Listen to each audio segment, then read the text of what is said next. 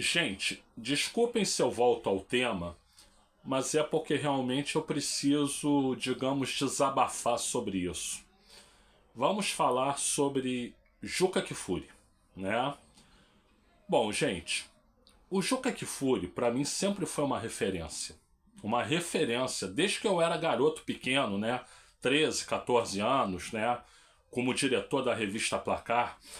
É, ele falava assim: olha, o principal problema do nosso futebol é o calendário. O calendário é o grande problema. No dia que a gente resolver o problema do calendário, 70% dos nossos problemas estão resolvidos, né? E eu comecei a gostar de escutar aquilo, quis entender um pouco mais, fui pesquisar e me tornei, escrevi livros sobre isso, escrevi vários textos sobre isso, aliás, continuo escrevendo, né? Fui me tornar o maior especialista em calendário do futebol brasileiro no Brasil, segundo muitas pessoas, né? Hoje eu não sou mais, tenho o Marcelo Paciello aí, que é meu discípulo, né? E, e que, sem dúvida, hoje em dia ele é o cara do calendário no futebol brasileiro, porque ele, além de falar da parte conceitual, como eu falava, ele também mistura isso com estatísticas, com números e tal. O que eu até fazia lá atrás, né? Porém, ele faz de uma forma mais aprofundada. Então ele é o cara, mas eu acho que eu inspirei um pouco o Marcelo Paciello, né? O Guilherme Manzano, que também é outro grande conhecido, um grande entendedor do assunto, né? O próprio Lindbergh Aziz-Curi, que quando fez mestrado sobre isso, ele me entrevistou e tudo isso. Então, quer dizer, eu acho que eu fui referência para algumas pessoas nesse assunto, né? Mas da mesma forma, o Juca Kfouri e depois o João Henrique Areias foram referências para mim, né? Então nós somos a turma que critica o calendário e que propõe alternativas racionais para o calendário. E isso eu aprendi com o Juca Kfouri. Depois eu tive a honra que o Juca Kfouri escreveu uma coluna inteira no jornal Lance, que ele trabalhava na época, né?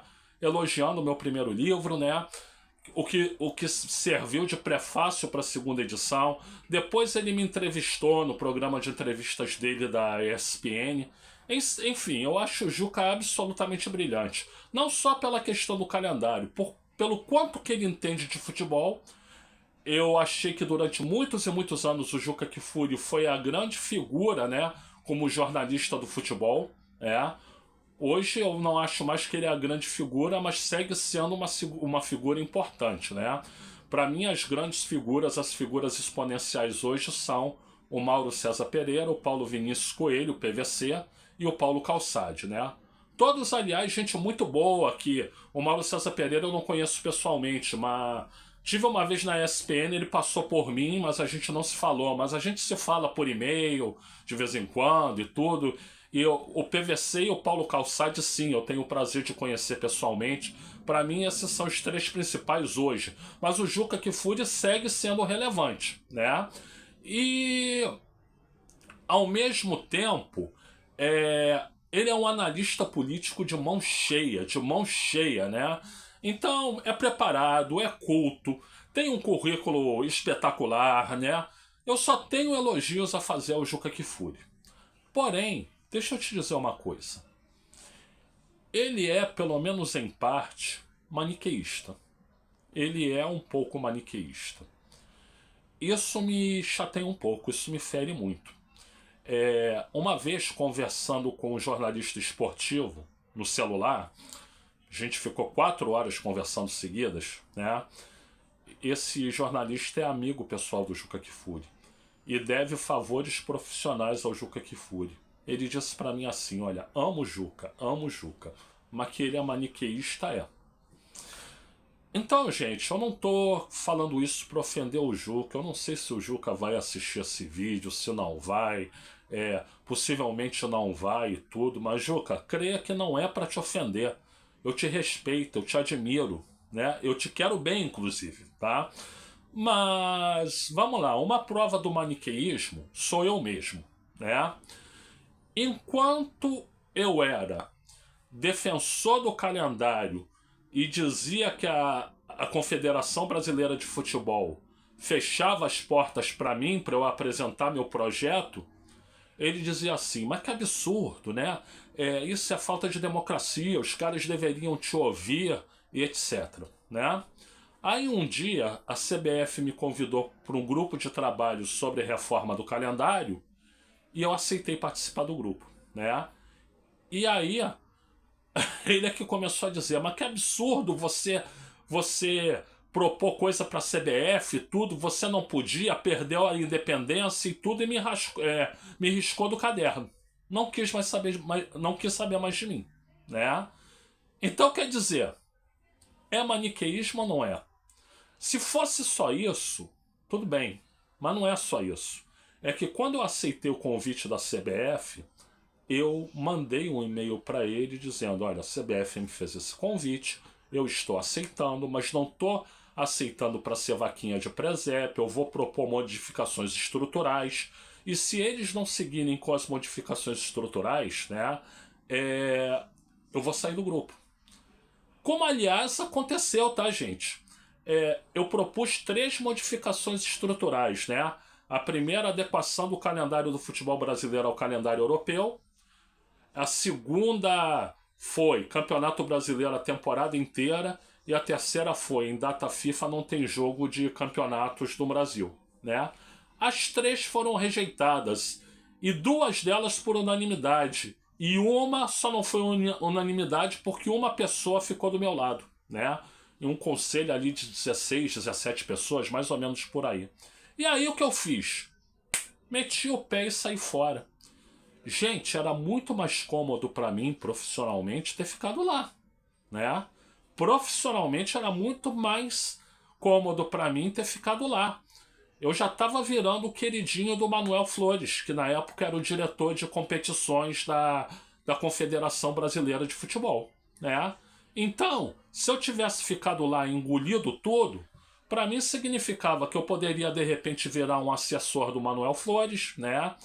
E aí de repente eu ia ter uma outra fonte de renda. Eu vivo com dificuldades financeiras, né?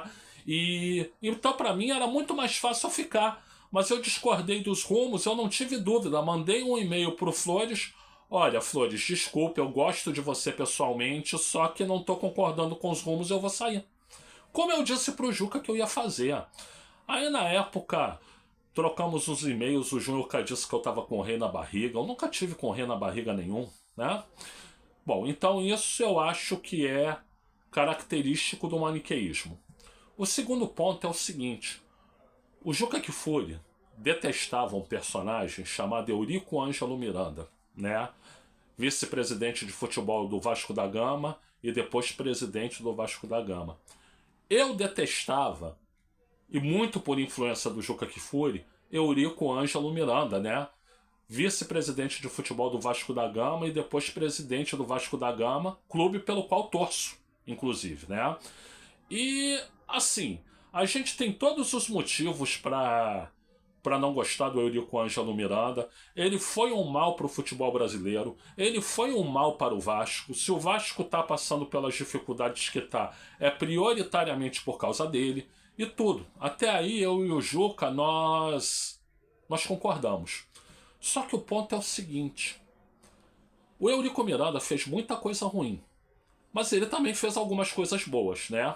Por exemplo, para o futebol brasileiro ele criou algo importantíssimo, que é a Copa do Brasil. A Copa do Brasil, que é super legal, super bacana, foi uma ideia do Eurico Miranda, quando estava lá na CBF, né?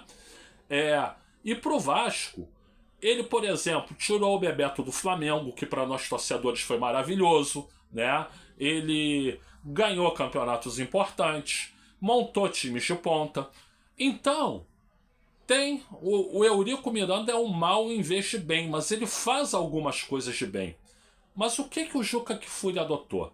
Sempre que o Eurico Miranda errava, ele metia o malho. Beleza, tá certo, né? Mas sempre que o Eurico Miranda acertava, ele ficava calado.